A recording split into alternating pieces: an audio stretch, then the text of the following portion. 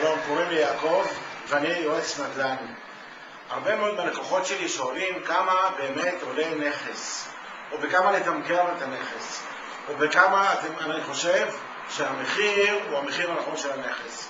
נכון שכל הקלישאות אומרות שמחיר הנכס הוא בכמה המוכר מוכן למכור והקונה מוכן לקנות, זה נכון.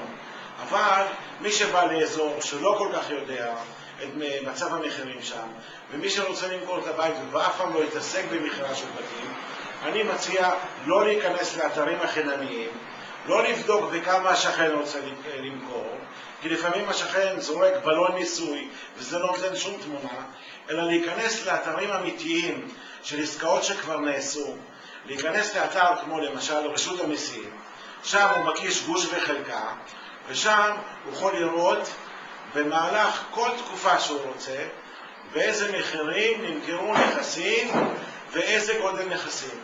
אני מציע לא לקחת יותר מחצי שנה אחורה, כי נכון מהיום, ואני מתכוון להיום, מחירי הנדל"ן מאוד דינמיים. הם עולים קצת, לפעמים קצת יורדים, תלוי בספינים שהאוצר מוציא כל שבוע, אבל להסתכל על זה בהחלט על עסקאות שנעשו. לכן, חברים שלי, בבקשה מכם, אל תיכנסו לאתרים חינמיים, תיכנסו לאתרים של רשות המיסים או אתרים שמבטאים את העסקאות שנעשו בפועל. בהצלחה.